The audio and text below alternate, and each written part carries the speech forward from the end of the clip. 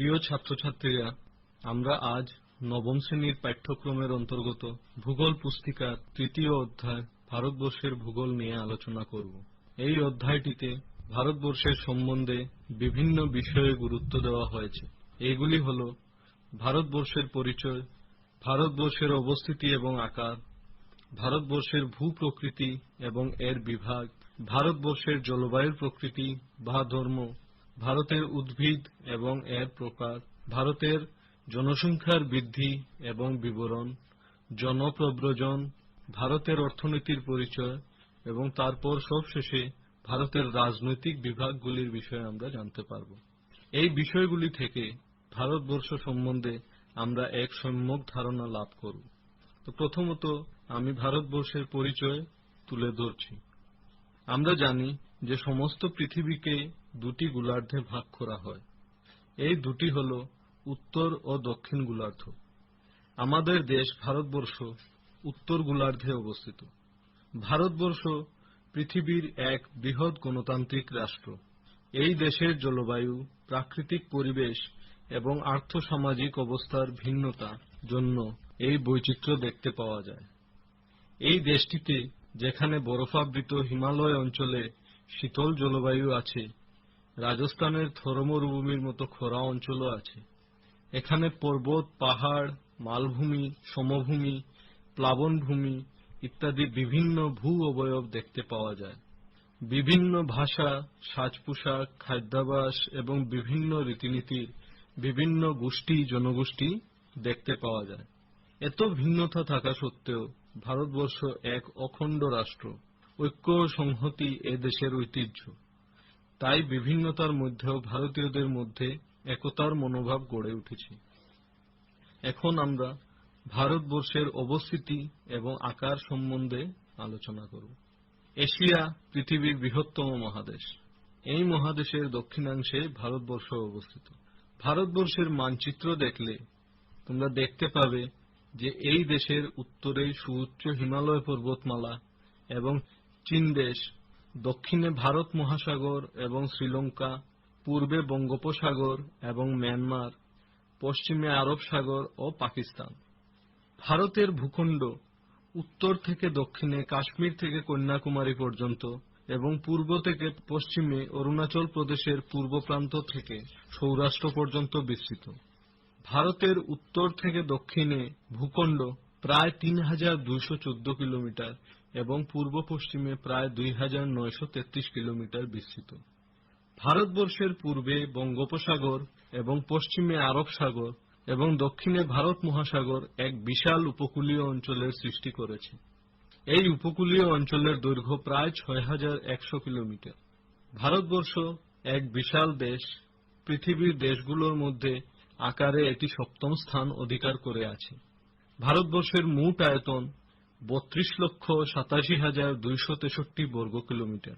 দেশটির বিশাল আকার ও বিস্তৃতির জন্য ভারতবর্ষকে উপমহাদেশ ও বলা হয়ে থাকে। এর বর্তমানে ২৮টি রাজ্য ও ৯টি কেন্দ্রীয় শাসিত অঞ্চল আছে। তোমরা এই তথ্যগুলো ভালো করে মনে রাখবে এবং পরীক্ষায় আসলে তোমরা ওই উত্তরগুলো ঠিকভাবে যাতে করতে পারো সেই জন্য ওইগুলো মনে রাখবে একক দিয়ে। ভারতবর্ষের ভূপ্রকৃতির ক্ষেত্রেও বৈচিত্র্যময় এক পরিবেশ দেখা যায়। ভারতের মোট আয়তনের ১০.৭% পর্বত, ১৮.৬% সমভূমি। ভারতের উত্তর এবং উত্তর পূর্ব সীমান্তে উচ্চ হিমালয় ও এর শাখা পর্বতমালা অবস্থিত। এই পার্বত্য অঞ্চলে সুউচ্চ পর্বতের শৃঙ্গ, তুষার নদী, জলপ্রপাত ইত্যাদি ভূ অবয়ব দেখতে পাওয়া যায়। ভারতে বিখ্যাত নদীগুলি থাকার জন্য ভারতবর্ষকে এক নদীমাতৃক দেশ বলা হয়ে থাকে। উত্তর ভারতের প্রধান নদী হল গঙ্গা, ব্রহ্মপুত্র। অন্যদিকে দক্ষিণ ভারতের প্রধান নদীগুলি হল নর্মদা, তাপ্তি, মহানদী, গোদাবরী, কৃষ্ণা ও কাবেরী। তোমাদের উত্তর ভারত ও দক্ষিণ ভারতের নদীগুলির পার্থক্য জানতে হবে। উত্তর ভারতের নদীগুলো দক্ষিণ ভারতের নদীগুলি থেকে কিভাবে পৃথক, এর কারণগুলি তোমাদের আমি বলছি। এই কারণগুলি হল উত্তর ভারতের নদীগুলো বরফাবৃত সুউচ্চ পর্বত থেকে নির্গত, তাই এই সকল নদীতে সারা বছর জলস্রোত থাকে। কিন্তু দক্ষিণ ভারতের নদীগুলি তুলনামূলকভাবে অনুচ্চ পর্বত অথবা মালভূমি থেকে প্রবাহিত বলে এসব হেমন্তকালে প্রায় শুকিয়ে যায়। দ্বিতীয়ত, উত্তর ভারতের নদীগুলির ক্ষেত্রে প্রধানত তিনটি গতি দেখতে পাওয়া যায়, যা হল উচ্চগতি, মধ্যগতি ও নিম্নগতি। কিন্তু দক্ষিণ ভারতের নদীগুলির ক্ষেত্রে এই তিন প্রকার গতি লক্ষ্য করা যায় না। উত্তর ভারতের নদীগুলো উপত্যকা চওড়া। এই নদীগুলি বহুদূর সমতলের মাঝখান দিয়ে প্রবাহিত হওয়ার ফলে এদের গতি ধীর এবং নাব্য। কিন্তু দক্ষিণ ভারতের নদীগুলোর উপত্যকা কিছুটা সংকীর্ণ, তাই সাধারণত খরস্রোতা। এই নদীগুলির নাব্যতা নেই। দক্ষিণ ভারতের নদীগুলি উত্তর ভারতের নদীগুলি থেকে পুরাতন। দক্ষিণ ভারতের নদীগুলি ঘন ঘন স্রোত পাল্টায় না, ফলে এদের প্লাবনভূমি সংকীর্ণ। কিন্তু উত্তর ভারতের নদীগুলি ঘন ঘন স্রোত পরিবর্তন করে, ফলে এদের প্লাবনভূমিও বিস্তৃত। তারপর উত্তর ভারতের নদীগুলি থেকে দক্ষিণ ভারতের নদীগুলি বিদ্যুৎ উৎপাদনের জন্য উপযোগী। উত্তর ভারতের নদীগুলি বিশেষ খরস্রোতা নয়, যদিও এরা বেশি গাদ পরিবহন করে। কিন্তু দক্ষিণ ভারতের নদীগুলি খরস্রোতা হওয়ার ফলে কম পরিমাণে গাদ পরিবহন করে, এই জন্য এই নদীগুলি বিদ্যুৎ উৎপাদনের জন্য উপযোগী। তোমাদের পরীক্ষায় প্রশ্ন আসতে পারে যে উত্তর ভারতের নদীগুলি থেকে দক্ষিণ ভারতের নদীগুলি বিদ্যুৎ উৎপাদনের জন্য কেন উপযোগী। তারপরও উত্তর ভারতের নদী অববাহিকাগুলি পলিযুক্ত এবং উর্বর হওয়ায় ঘনবসতিপূর্ণ, কিন্তু দক্ষিণ ভারতের নদী অববাহিকা তেমন উর্বর নয়, এজন্য সেখানে জনবসতির ঘনত্ব কম। তো এতক্ষণ আমরা উত্তর ভারতের নদীগুলি দক্ষিণ ভারতের নদীগুলি থেকে কিভাবে পৃথক তা জানতে পারলাম। ভারতবর্ষকে ভূপ্রাকৃতিক গঠন ও বৈশিষ্ট্যের উপর নির্ভর করে মোট 4টি ভূপ্রাকৃতিক ভাগে ভাগ করা যায়। এই 4টি ভাগ হল উত্তরের হিমালয় পার্বত্য অঞ্চল, উত্তর ভারতের সমভূমি অঞ্চল, দাক্ষিণাত্য মালভূমি অঞ্চল ও উপকূলীয় অঞ্চল। এছাড়া বঙ্গোপসাগর ও আরব সাগরে অবস্থিত ভারতের অন্তর্গত দ্বীপসমূহকে ভূপ্রাকৃতিক রূপ হিসেবে বিবেচনা করা যায়। প্রথমত, উত্তর ভারতের হিমালয় পার্বত্য অঞ্চল নিয়ে আমরা আলোচনা করব। হিমালয় পৃথিবীর সর্বোচ্চ পর্বত। এই পর্বতের অনেক শাখা প্রশাখা নিয়ে হিমালয় পর্বতমালার সৃষ্টি। এই পর্বতমালা ভারতের বাইরেও নেপাল, ভুটান এবং চীন দেশ পর্যন্ত বিস্তৃত হয়ে আছে। এই অঞ্চলটি প্রায় 2500 কিলোমিটার দীর্ঘ এবং এর উচ্চতা সাগরপৃষ্ঠ থেকে 8000 কিলোমিটারের থেকে অধিক। তো এই হিমালয় পর্বতমালার গঠন কিভাবে হলো? হিমালয় পর্বতমালা শিলা গঠনের তৃতীয় যুগে সৃষ্টি হয়। এই হিমালয় পর্বতমালার জায়গায় বহু নিযুত বৎসর পূর্বে টেথিস নামে একটি সাগর ছিল। এই সাগরের উত্তরে ছিল আঙ্গারা ল্যান্ড ও দক্ষিণে ছিল গন্ডোয়ানা ল্যান্ড। একসময় ভূখণ্ডগুলির পরস্পরের দিকে গতি করতে থাকে ও টেথিস সাগরের নিচে জমাট বাঁধা গাছসমূহ চাপের প্রকোপে উপরে উঠে আসে এবং পর্বতের আকার লাভ করে। এইভাবে হিমালয় পর্বতমালার সৃষ্টি বলে ধরা হয়। হিমালয় পর্বতমালাকে 3টি সারিতে ভাগ করা যায়, তা হল উচ্চ হিমালয়, নিম্ন হিমালয় এবং বহির হিমালয়। উত্তর ভারতের সমভূমি অঞ্চল, উত্তর হিমালয় পার্বত্য অঞ্চল এবং দক্ষিণের মালভূমি অঞ্চলের মধ্যেকার বিশাল সমভূমি অঞ্চল হল উত্তর ভারতের সমভূমি অঞ্চল। এই অঞ্চলটি প্রায় 2400 কিলোমিটার বিস্তৃত। একে প্রধানত সিন্ধু, গঙ্গা, ব্রহ্মপুত্র সমভূমি বলে জানা যায়। 5টি ছোট বড় সমভূমির সমষ্টি হচ্ছে উত্তর ভারতের বিস্তৃত সমভূমি অঞ্চল। এই 5টি সমভূমি হল পশ্চিম সমভূমি, পাঞ্জাব হরিয়ানা সমভূমি, গঙ্গা সমভূমি, উত্তরবঙ্গ সমভূমি, ব্রহ্মপুত্র সমভূমি। শতদ্রু, বিপাশা এবং রাবি নদীর দ্বারা গঠিত সমভূমি হচ্ছে পাঞ্জাব হরিয়ানা সমভূমি। হিমালয় অঞ্চল থেকে প্রবাহিত 3টি প্রধান নদী সিন্ধু, গঙ্গা এবং ব্রহ্মপুত্র এবং এদের অসংখ্য উপনদী উত্তর ভারতের সমভূমি অঞ্চলটি গঠন করেছে। গঙ্গা নদী উচ্চ হিমালয়ের গঙ্গোত্রী নামক হিমবাহ থেকে নির্গত হয়েছে। গঙ্গা নদীর উপনদীগুলির নাম হল যথাক্রমে অলকানন্দা, যমুনা, রামগঙ্গা, গোমতী, ঘাগরা, গণ্ডক, সুন, কুশি প্রভৃতি। হিমালয় অঞ্চলে সৃষ্ট আরেক উল্লেখযোগ্য নদীর নাম হল ব্রহ্মপুত্র। এই ব্রহ্মপুত্র চীন দেশের তিব্বত মালভূমিতে অবস্থিত সেমাইয়ুংদুং নামক হিমবাহ থেকে উৎপন্ন হয়েছে।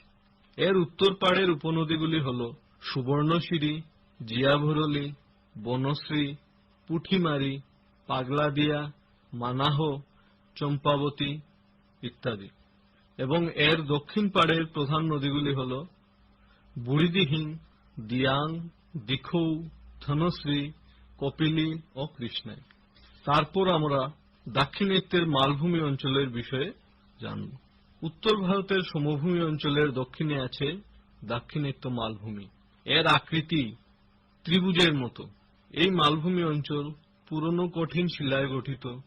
দক্ষিণ ভারতের প্রায় সব নদী পশ্চিম থেকে পূর্বে প্রবাহিত হয়ে বঙ্গোপসাগরে পড়েছে। এই নদীগুলোর মধ্যে মহানদী গোদাবরী, কৃষ্ণা, পেনার এবং কাবেরী প্রধান। তারপর আমরা ভারতবর্ষের উপকূলীয় অঞ্চল সম্বন্ধে জানব। সাগরের তীরবর্তী অঞ্চল হল উপকূল অঞ্চল। দাক্ষিণাত্য মালভূমি অঞ্চলের পূর্ব এবং পশ্চিম সীমায় বঙ্গোপসাগর এবং আরব সাগরের পাড়ে পাড়ে ভারতের উপকূল অঞ্চল অবস্থিত। ভারতবর্ষের উপকূল অঞ্চলকে পূর্ব উপকূল এবং পশ্চিম উপকূল এই দুই ভাগে ভাগ করা যায়। পূর্ব উপকূলটির দৈর্ঘ্য প্রায় 1100 কিলোমিটার এবং এটি গড়ে 120 কিলোমিটার প্রশস্ত।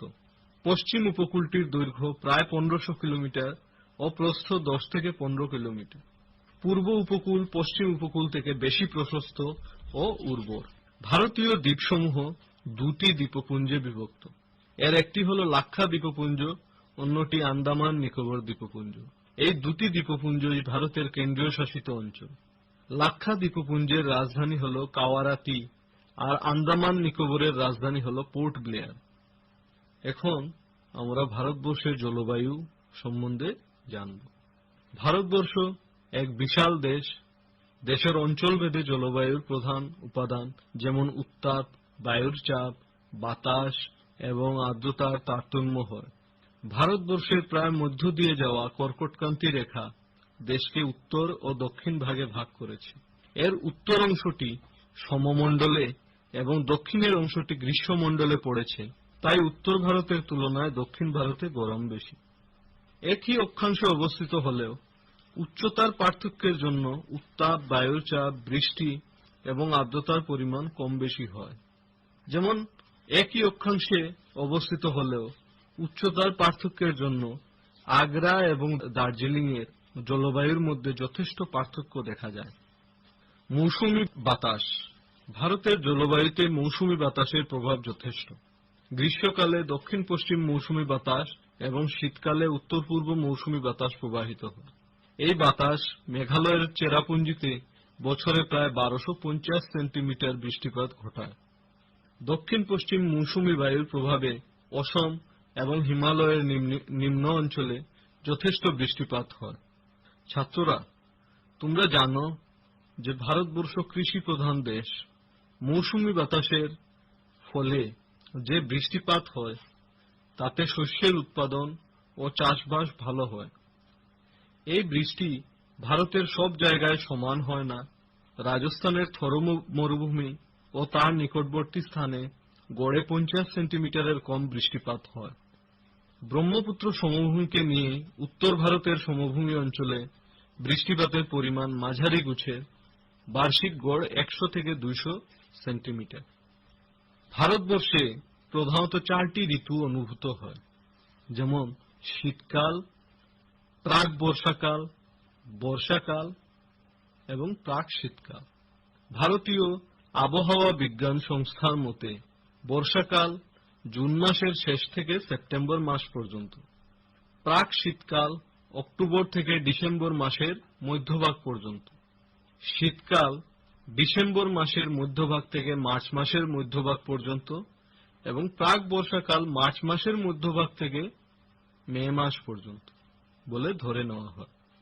তারপর আমরা ভারতবর্ষের উদ্ভিদ, ভারতবর্ষে কয় প্রকারের উদ্ভিদ পাওয়া যায় এবং কোন কোন অঞ্চলে সেই সব উদ্ভিদ দেখতে পাওয়া যায় সেই বিষয়ে জানব। ভারতবর্ষের উদ্ভিদকে সাধারণত 6 ভাগে ভাগ করা যায়। চিরসবুজ উদ্ভিদ, মরশুমী উদ্ভিদ, কাঁটাযুক্ত মরু উদ্ভিদ, তৃণজাতীয় উদ্ভিদ, বদ্বীপীয় উদ্ভিদ বা ম্যানগ্রোভ এবং পার্বত্য উদ্ভিদ। চিরসবুজ উদ্ভিদ যে অঞ্চলে বার্ষিক বৃষ্টিপাতের পরিমাণ 200 সেন্টিমিটারের অধিক এবং বার্ষিক গড় উত্তাপ 25 ডিগ্রি সেন্টিগ্রেড থেকে 27 ডিগ্রি সেন্টিগ্রেড হয়, সেই সব অঞ্চলে চিরসবুজ উদ্ভিদ দেখতে পাওয়া যায়। এদের পাতা কোনো ঋতুতেই ঝরে পড়ে না, উদাহরণস্বরূপ শিশু, চন্দন, রবার ইত্যাদি। মরশুমী উদ্ভিদ বার্ষিক 100 সেন্টিমিটার থেকে 200 সেন্টিমিটার পর্যন্ত বৃষ্টিপাত যেখানে হয় এবং যেসব অঞ্চলের গড় উষ্ণতা 27 ডিগ্রি সেন্টিগ্রেড, সেখানে মরশুমী উদ্ভিদ দেখা যায়। উদাহরণ শাল, সেগুন, শিরীষ, শিশু, অর্জুন, শিমুল এবং বিভিন্ন প্রজাতির বাঁশ মরশুমী উদ্ভিদের মধ্যে প্রধান। তারপর কাঁটাযুক্ত মরু উদ্ভিদ, সাধারণত বছরে 50 সেন্টিমিটার চেয়েও কম বৃষ্টিপাত হওয়া মরুভূমি অঞ্চলে কাঁটাযুক্ত উদ্ভিদ জন্মায়। উদাহরণ ক্যাকটাস, খেজুর, কুল ইত্যাদি। তৃণজাতীয় উদ্ভিদ, যেসব অঞ্চলে বৃষ্টিপাত বাৎসরিক 50 থেকে 100 সেন্টিমিটার হয়, সেই সব অঞ্চলে তৃণজাতীয় উদ্ভিদ দেখা যায়, যেমন নল খাগড়া, ইকরি, খয়ের, শিমুল গাছ ইত্যাদি প্রধান। বদ্বীপীয় উদ্ভিদ, সমুদ্র তীরবর্তী বদ্বীপ অঞ্চলে যেসব উদ্ভিদ পাওয়া যায় তাদের বদ্বীপীয় উদ্ভিদ বলে। উদাহরণস্বরূপ সুন্দরী, নারিকেল, তাল গাছ ইত্যাদি প্রধান।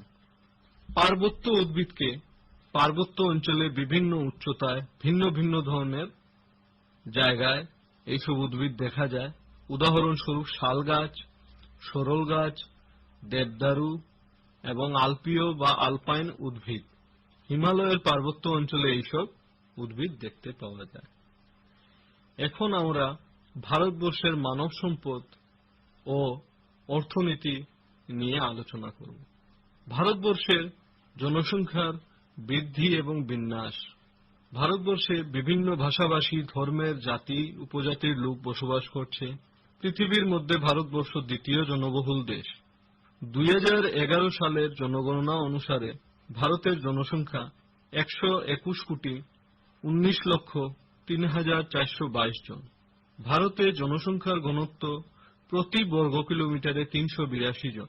ভারতবর্ষে জনসংখ্যা বৃদ্ধি এক জ্বলন্ত এবং জটিল সমস্যা হয়ে দাঁড়িয়েছে। জনসংখ্যা বৃদ্ধির মূল কারণ হল জন্ম-মৃত্যুর হার ও জনপ্রব্রজন। জন্মের হার মৃত্যুর চেয়ে বেশি হলে জনসংখ্যা বৃদ্ধি পায়। একইভাবে দেশে জনপ্রব্রজন হওয়ার ফলেও জনসংখ্যা বৃদ্ধি পায়। দেশের মধ্যে উত্তরপ্রদেশ রাজ্যটি সবচেয়ে বেশি জনবহুল ও তার জনসংখ্যা হল 19,95,81,477 জন, যেখানে সবচেয়ে কম জনসংখ্যার স্থান হল লাক্ষাদ্বীপ, সেটি এক কেন্দ্রীয় শাসিত অঞ্চল এবং যেখানে 64,429 জন লোক বসবাস করে। তোমরা তোমাদের ভূগোল পুস্তিকার 76 নম্বর পৃষ্ঠায় একটি তালিকা আছে, যেখানে ভারতের বিভিন্ন রাজ্যে জনসংখ্যা দেওয়া আছে, তোমরা সেগুলো দেখে নেবে। তারপর আমি জনপ্রব্রজন বা মাইগ্রেশন নিয়ে আলোচনা করব। জনপ্রব্রজন কি? তো মানুষ স্থায়ীভাবে বা অস্থায়ীভাবে বাসস্থান ছেড়ে এক স্থান থেকে অন্য স্থানে গমন করাকে জনপ্রব্রজন বলে। তো মানুষ এক স্থান থেকে অন্য স্থানে কিসের জন্য যায়? সাধারণত সম্পদহীন বা রিসোর্স পুয়ার অঞ্চল থেকে সম্পদপূর্ণ রিসোর্স রিচ অঞ্চলের দিকে প্রব্রজন ঘটে। জনপ্রব্রজন মূলত দুই প্রকার। দেশের ভিতরে যে প্রব্রজন ঘটে তা আভ্যন্তরীণ প্রব্রজন বা ইন্টারনাল মাইগ্রেশন, এবং কোনো এক দেশ থেকে অন্য দেশে যে প্রব্রজন ঘটে তাকে বাহ্যিক প্রব্রজন বা এক্সটার্নাল মাইগ্রেশন বলে। দেশের আভ্যন্তরীণ যে প্রব্রজন হয় সেটি দুই প্রকার: আন্তঃরাজ্য প্রব্রজন এবং রাজ্যের ভিতরকার প্রব্রজন।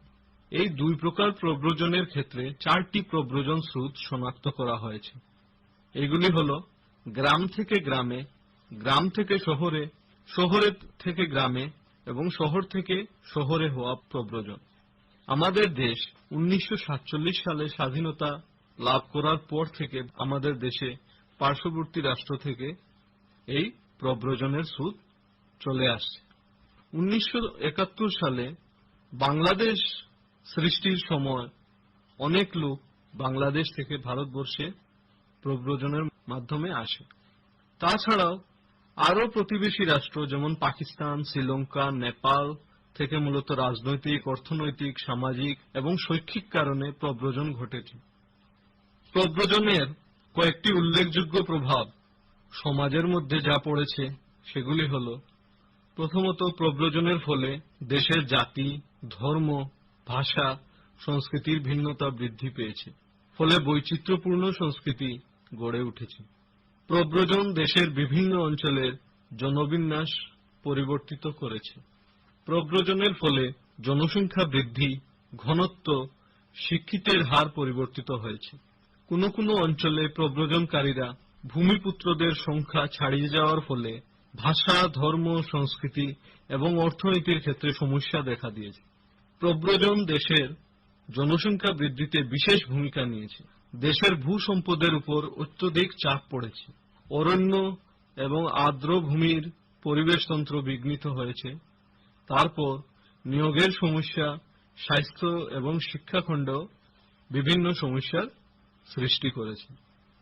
চতুর্থত, প্রব্রজনের ফলে কখনো ধর্মীয় এবং সামাজিক সংঘাত সৃষ্টি হতে পারে, যা সামাজিক ও রাজনৈতিক সমস্যাকে জটিল করে তুলতে পারে।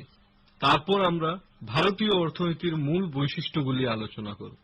ভারতীয় অর্থনীতির মূল বৈশিষ্ট্যগুলি হল নিম্ন মাথাপিছু আয়ের মন্থর গতি, অত্যধিক জনসংখ্যার চাপ, যা আমরা ইতিমধ্যে পড়ে এসেছি, দরিদ্রতা, কৃষি নির্ভরশীলতা, বর্ধিত বেকার সমস্যা, পরিকল্পনা ভিত্তিক উন্নয়ন। মাথাপিছু আয় মানে কি? মোট জাতীয় আয়কে মোট জনসংখ্যা দিয়ে ভাগ করে মাথাপিছু আয় নির্ধারণ করা হয়। কোন ব্যক্তির জীবন নির্বাহের মানদণ্ডের প্রধান সূচক হচ্ছে তার আয়। কোন একটি বছরের মাথাপিছু আয় মানে একজন ব্যক্তি গড় হিসেবে সে বছরে লাভ করা আয়ের পরিমাণ। একজন ব্যক্তির মৌলিক প্রয়োজন যেমন অন্ন, বস্ত্র ও বাসস্থানের ক্ষেত্রে যা খরচ, তার তুলনায় এই মাথাপিছু আয় অনেক কম। তাই এই পরিস্থিতিতে সাধারণ মানুষকে অতি কষ্টে জীবনযাপন করতে হচ্ছে। ভারতবর্ষে প্রথম পঞ্চবার্ষিকী পরিকল্পনা 1951 সালে শুরু হয় এবং তা পরিকল্পনা ভিত্তিক উন্নয়নের প্রথম প্রয়াস। বর্তমানে নীতি আয়োগ সেই চেষ্টা অব্যাহত রেখেছে।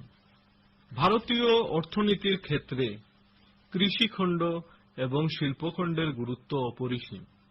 ভারতীয় অর্থনীতিতে কৃষিখণ্ডের গুরুত্ব অপরিসীম হওয়ার কারণগুলি হল, দেশের জনসাধারণকে খাদ্যের সন্ধানে কৃষিখণ্ডের উপর নির্ভর করতে হয়। দ্বিতীয়ত, দেশের কর্মক্ষম লোকের 60%-এরও বেশি লোক কৃষিখণ্ডে জড়িত। তৃতীয়ত, দেশীয় আয়ের সর্বাধিক অংশ কৃষিখণ্ড থেকে আসছে। চতুর্থত, কৃষি থেকে পাওয়া কাঁচামালের ভিত্তিতে দেশে বেশ কিছু উদ্যোগ গড়ে উঠেছে। কৃষিকার্যে ব্যবহৃত যন্ত্রপাতি এবং সরঞ্জাম তৈরি করার জন্য উদ্যোগ গড়ে উঠেছে। তারপর ভারতবর্ষের অর্থনীতিতে শিল্পখণ্ডের অবদান কিভাবে আমরা বুঝতে পারি, তার প্রথম কারণ হল ভারতবর্ষের ঘরোয়া উৎপাদনের 1/3 শিল্পক্ষেত্র থেকে আসছে। শিল্পক্ষেত্রের সংখ্যা বৃদ্ধি ও উৎপাদন বৃদ্ধি বিকাশের গতিকে আরো ত্বরান্বিত করবে। বেকার সমস্যা সমাধানে শিল্পক্ষেত্রের ভূমিকা অপরিসীম। দেশের জনসংখ্যা বৃদ্ধির সঙ্গে সঙ্গে নিত্য প্রয়োজনীয় সামগ্রীর চাহিদা দিনে দিনে বৃদ্ধি পাচ্ছে। শিল্পখণ্ডের বিকাশ এই সামগ্রীসমূহ উৎপাদনে সহায়ক হয়েছে। ভারতীয় অর্থনীতির অন্যতম প্রধান ক্ষেত্র হচ্ছে যাতায়াত ব্যবস্থা। স্থলপথ, জলপথ, আকাশপথ ইত্যাদির ভালো যাতায়াত ব্যবস্থাই হল দেশের জীবনরেখা। তারপর আমরা ভারতবর্ষের রাজনৈতিক বিভাগগুলির বিষয়ে আলোচনা করব। ভারতবর্ষ এক বিশাল দেশ। এখানে নানা ধর্ম, জাতি ও সংস্কৃতির লোক বসবাস করে। তোমাদের পাঠ্যপুস্তিকায় ভারতবর্ষের 29টি রাজ্য ও 60টি কেন্দ্রীয় শাসিত অঞ্চলের কথা উল্লেখ আছে, কিন্তু বর্তমানে সেখানে একটি সংশোধনের ব্যাপার এসেছে। বর্তমানে ভারতবর্ষে 28টি রাজ্য ও 9টি কেন্দ্রীয় শাসিত অঞ্চল রয়েছে। জম্মু ও কাশ্মীর রাজ্যকে পুনর্গঠিত করে জম্মু ও কাশ্মীর এবং লাদাখ এই দুটি কেন্দ্রীয় শাসিত অঞ্চল গঠন করা হয়েছে। বর্তমান দিল্লিকে রাষ্ট্রীয় রাজধানী ক্ষেত্র বা ন্যাশনাল ক্যাপিটাল টেরিটরি এনসিটি হিসেবে স্বতন্ত্র মর্যাদা দেওয়া হয়েছে। এইভাবে আমরা আজ ভারতবর্ষের ভূগোল অধ্যায়টি আলোচনা করলাম। এই অধ্যায় থেকে তোমাদের যদি কোনো প্রশ্ন থেকে থাকে তাহলে তোমরা সেই প্রশ্নগুলি আমাকে করবে এবং আমি যথাসাধ্য উত্তর দেওয়ার চেষ্টা করব।